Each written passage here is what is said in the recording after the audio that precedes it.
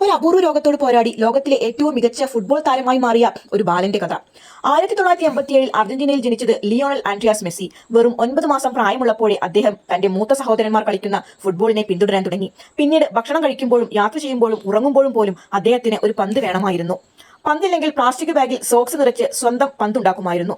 മെസ്സിയുടെ കഴിവ് ആദ്യം തിരിച്ചറിഞ്ഞത് അദ്ദേഹത്തിന്റെ അമ്മൂമ്മയായിരുന്നു. വെറും 5 വയസ്സിൽ അവർ മെസ്സിയെ ഗ്രാൻഡോളി ഫുട്ബോൾ ക്ലബിലേക്ക് കൊണ്ടുപോയി. പ്രായം കുറവാണെന്ന് പറഞ്ഞ് കോച്ച് ആദ്യം നിരസിച്ചെങ്കിലും അമ്മൂമ്മയുടെ നിർബന്ധത്തെ തുടർന്ന് ഒരു അവസരം നൽകി. അതിനുശേഷം മെസ്സിയുടെ കളി കണ്ട എല്ലാവരും അമ്പരന്നു. 10 വയസ്സിൽ മെസ്സിയുടെ ജീവിതത്തിൽ 2 വലിയ ദുരന്തങ്ങൾ സംഭവിച്ചു. അദ്ദേഹത്തിന്റെ ഏറ്റവും വലിയ പിന്തുണയായിരുന്ന അമ്മൂമ്മ അന്തരിച്ചു. അന്നു മുതൽ മെസ്സിയുടെ പ്രശസ്തമായ ആഘോഷം അദ്ദേഹത്തിന്റെ അമ്മൂമ്മയ്ക്കുള്ള സമർപ്പണമാണ്.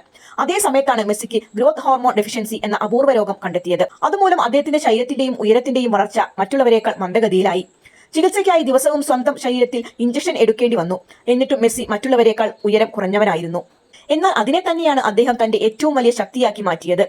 ശരീരത്തിന്റെ സെന്റർ ഓഫ് ഗ്രാവിറ്റി താഴെയായിരുന്നതിനാൽ അതിവേഗത്തിൽ നിൽക്കാനും തിരിയാനും ദിശ മാറ്റാനും അദ്ദേഹത്തിന് കഴിഞ്ഞു. ഡിഫൻഡർമാർ ടാക്കിൽ ചെയ്ത ശേഷവും വളരെ വേഗത്തിൽ ബാലൻസ് വീണ്ടെടുക്കുമായിരുന്നു. കൂടാതെ പന്ത് എപ്പോഴും കാലിനോട് ചേർത്ത് നിയന്ത്രിക്കുന്ന ശീലം കാരണം എതിരാളികൾക്ക് പന്ത് കവർന്നെടുക്കുന്നത് വളരെ ബുദ്ധിമുട്ടായിരുന്നു. 13 വയസ്സാകുമ്പോഴേക്കും മെസ്സിയുടെ ചികിത്സാ ചെലവ് വഹിക്കാൻ കുടുംബത്തിന് സാധിക്കാതെ വന്നു. അപ്പോഴാണ് അവർ ബാഴ്സലോണ ഫുട്ബോൾ ക്ലബിനോട് സഹായം തേടിയത്. ക്ലബിന്റെ ബോർഡ് തീരുമാനം എടുക്കാൻ വൈകുമായിരുന്നു. എന്നാൽ മെസ്സിയെ പോലൊരു പ്രതിഭയെ നഷ്ടപ്പെടുത്താൻ സ്പോർട്ടിംഗ് ഡയറക്ടർ തയ്യാറായിരുന്നില്ല. അതിനാൽ ഒരു പേപ്പർ നാപ്കിനിൽ തന്നെ അനൗപചാരിക കരാർ തയ്യാറാക്കി മെസ്സിയെ സൈൻ ചെയ്തു. ബാഴ്സലോണയിൽ മെസ്സിക്ക് മികച്ച പരിശീലനവും ചികിത്സയും ലഭിച്ചു. 17-ാം വയസ്സിൽ സീനിയർ ടീമിൽ അരങ്ങേറ്റം കുറിച്ചു. തുടർന്ന് ഒരു കലണ്ടർ വർഷത്തിൽ 91 ഗോളുകൾ നേടുകയും തുടർച്ചയായി 4 ബാലൺ ഡി ഓർ പുരസ്കാരങ്ങൾ ഉൾപ്പെടെ അനേകം റെക്കോർഡുകൾ സ്വന്തമാക്കുകയും ചെയ്തു. എന്നാൽ മറുവശത്ത് അർജന്റീന ദേശീയ ടീമിനോടൊപ്പമുള്ള യാത്ര അത്ര വിജയകരമായിരുന്നില്ല. 2014 ലോകകപ്പ് ഫൈനലിൽ അവർ പരാജയപ്പെട്ടു. തുടർന്ന് 2016 ചിലിക്കെതിരായ കോപ്പ അമേരിക്ക ഫൈനലിലും തോറ്റു. ആ മത്സരത്തിൽ ആദ്യ പെനാൽറ്റി മെസ്സി തന്നെ നഷ്ടപ്പെടുത്തി. രാജ്യം മുഴുവൻ തനിക്കെതിരെ തിരിഞ്ഞുവെന്ന തോന്നലിൽ വെറും 29-ാം വയസ്സിൽ അദ്ദേഹം ദേശീയ ടീമിൽ നിന്ന് വിരമിക്കൽ പ്രഖ്യാപിച്ചു. എന്നാൽ അതിനു പിന്നാലെ അർജന്റീനയിലെ ലക്ഷക്കണക്കിന് ആരാധകർ ഡോൺ ഗോ ലിയോ എന്ന ക്യാമ്പയിൻ ആരംഭിച്ചു. അവർ തെരുവിലിറങ്ങി പ്രതിഷേധിച്ചു. സഹതാരങ്ങളും ഫുട്ബോൾ ഇതിഹാസങ്ങളും മെസ്സിയോട് തിരിച്ചു വരാൻ അഭ്യർത്ഥിച്ചു. ഒടുവിൽ മെസ്സി തന്റെ വിരമിക്കൽ പിൻവലിച്ചു.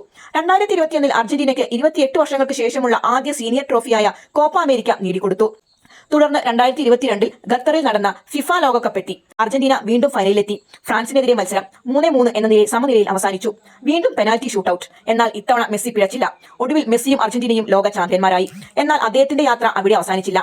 ഇന്നും 39-ാം വയസ്സിലും പ്രായത്തെ വെല്ലുവിളിച്ച് ഗോളുകൾ നേടി ലോകത്തെ വിസ്മയിപ്പിച്ചുകൊണ്ടിരിക്കുകയാണ് ലിയോണൽ മെസ്സി.